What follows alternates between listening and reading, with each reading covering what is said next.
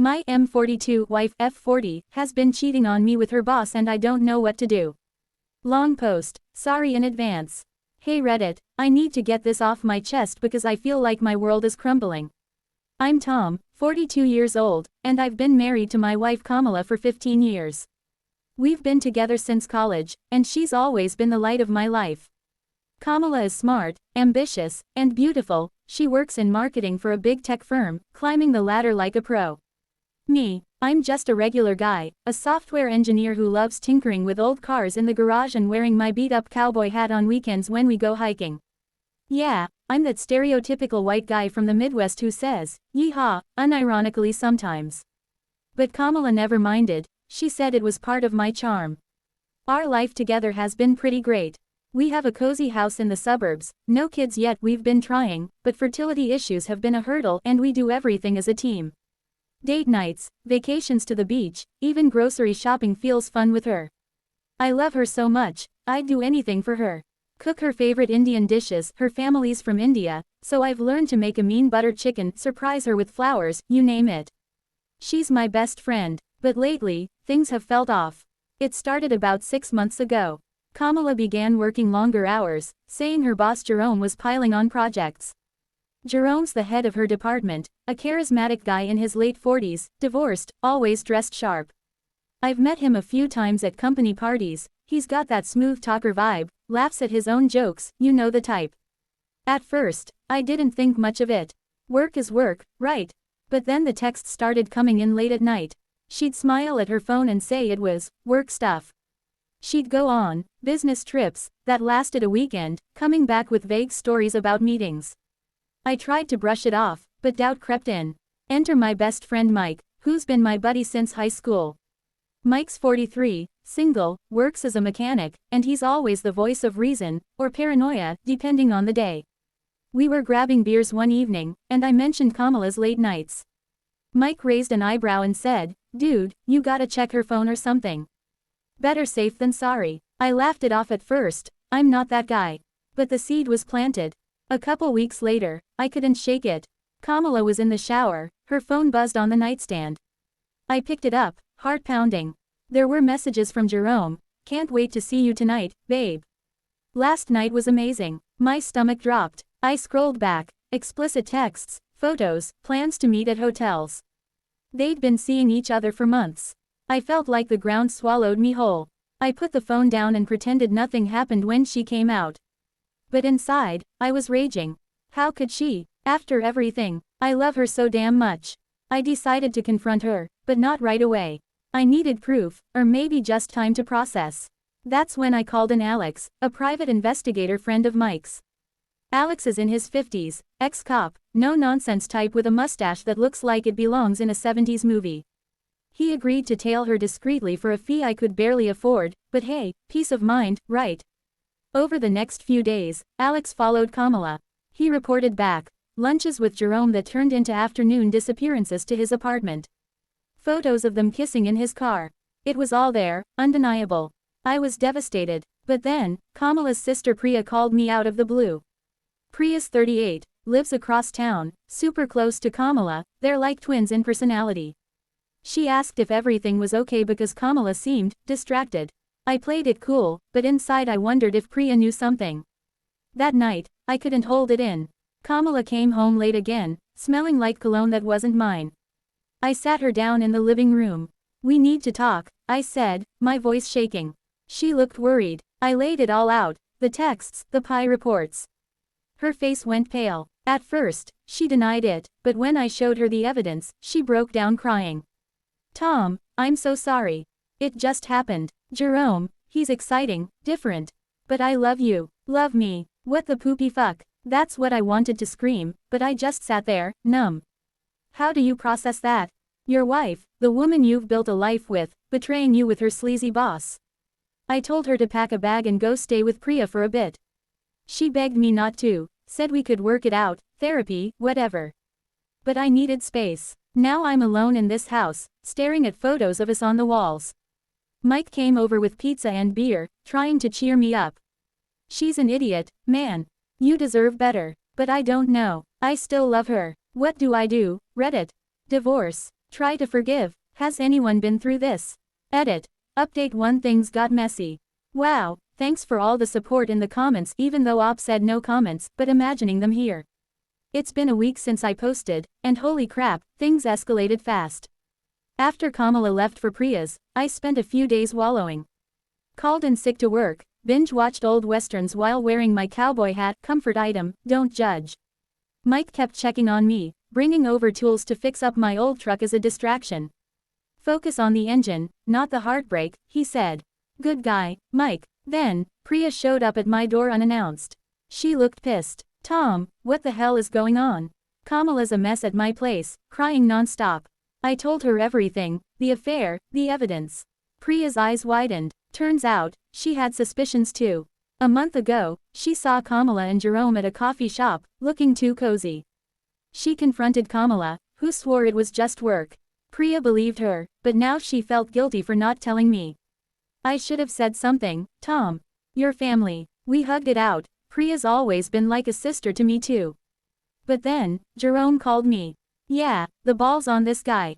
He must have gotten my number from Kamala. Hey Tom, let's talk man to man. I was furious but curious, so I met him at a neutral spot, a park bench.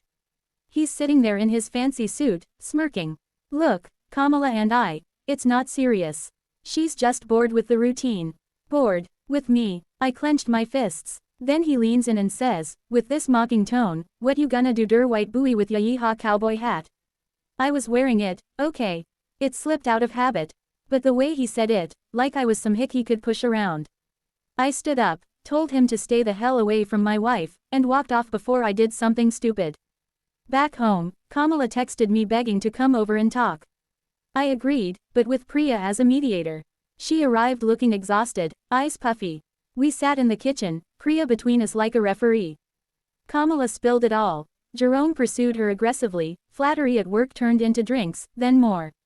She said she felt trapped in our predictable life, but regretted it now. Tom, you're the nicest guy the first no. I don't deserve you. Priya chimed in, scolding her sister. How could you do this to Tom? He's been nothing but good. We talked for hours. I admitted our marriage had gotten stale, maybe I should have planned more adventures. But cheating, no excuse. Kamala promised to quit her job, cut off Jerome, go to counseling. I didn't say yes or no, I needed time. Priya suggested I talk to Alex again, maybe for advice on legal stuff if it came to divorce. Alex met me for coffee, laid out options, separation, asset division, our house is joint, savings too. Don't rush, Tom, but protect yourself. Mike, hearing about the Jerome confrontation, was livid. That jerk taunted you, let's go key his car. I talked him down, no vigilante stuff. But now I'm torn. Part of me wants to forgive, rebuild. The other part screams run. Kamala's staying with Priya still, and Jerome's been quiet. What next? Edit. Update 2 confrontations and revelations. Another week down, and this saga feels like a bad soap opera. Thanks again for the advice, imagining PMs and such. After the talk with Kamala and Priya, I decided to dig deeper. Hired Alex full-time to investigate Jerome. Turns out, he's got a history. Alex uncovered that Jerome's been divorced twice, both times for infidelity. One ex even filed a harassment claim at his old job. This guy's a serial cheater, Tom. Kamala's not his first office fling. Great, so my wife's just another notch. I shared this with Priya over lunch. She's been my rock, checking in daily. Kamala needs to know this, she said. We confronted Kamala together at Priya's apartment. Kamala was shocked. He told me he was single, no baggage. Yeah, right, she broke down again, swearing she'd end it. But then her phone rang. Jerome. She answered on speaker by accident. His voice. Babe, when are you coming back? Tom's probably crying in his cowboy hat. Priya snatched the phone. You stay away from my sister, you creep. Jerome laughed and hung up. That night, Mike and I went out to blow off steam. Bowling alley, his idea. Strike out the anger, he joked. While there, I got a frantic call from Kamala. Jerome showed up at Priya's, demanding to see her. Priya barred the door, but he was yelling. What the poopy fuck? I exclaimed to Mike, dropping my ball. We raced over. By the time we arrived, police were there. Priya called them. Jerome was gone, but left a note. This isn't over. Alex advised filing a restraining order. He's unhinged. We did, for both Kamala and me. Kamala moved back home temporarily, sleeping in the guest room. We're in couples therapy now, our therapist, Drive. Elena, 6th character. Yay, she's in her 60s, wise and no BS, says we have deep issues. My people-pleasing, Kamala's need for excitement. Sessions are intense. Kamala admits feeling undervalued at home, I admit taking her for granted. But then, a twist. Priya confessed she once had a crush on Jerome years ago, before knowing him well. Nothing happened, but I get the appeal. It stung, but she apologized profusely. Mike thinks it's shady, but I trust Priya. Jerome's been suspended from work pending investigation. Kamala reported him to HR with my encouragement. Home life is awkward. Kamala cooks dinner, we watch TV, but the spark's gone. I caught her crying in the bathroom. I don't like those. She yelled when I asked what's wrong. Turns out, she was looking at old photos of us, hating the affair memories. Therapy homework. Date nights. We tried one, picnic in the park. It was nice, but forced. Mike says give it time. Alex warns watch for red flags. Still undecided on divorce. Love's complicated, huh, edit. Update 3 resolution and moving forward. Months have passed since the last update. Sorry for the delay, life got busy. First off, huge thanks to everyone who's followed this, in my head, at least. Let's wrap this up. After the restraining order, Jerome backed off. Alex's digging helped. Turned out he was embezzling petty cash at work too. Company fired him, and he's facing charges. Kamala quit anyway, found a new job in a different firm. No more bosses like that. Therapy with Dr. Elena worked wonders. We uncovered a lot. Kamala's childhood pressures from her family to succeed, my insecurity from past relationships. We rebuilt trust slowly, open phones, weekly check-ins. Priya mediated a few family dinners, helping mend fences. She's dating someone new now, a nice accountant, and it's taken the focus off us. Mike, still my bro, he organized a guy's trip to Vegas, no drama, just poker and laughs. You survived, cowboy, he said, tipping my hat. As for us, Kamala and I are stronger. We renewed vows privately, started fertility treatments again. No baby yet, but hopeful. The affair, a scar, but we've forgiven, mostly. I still wear my cowboy hat, and she teases me lovingly now. If you're in this spot, seek help early. Don't let doubt fester. Thanks, Reddit, you virtually got me through. TLDR, wife cheated with boss, confronted, therapy, fired boss, rebuilding marriage.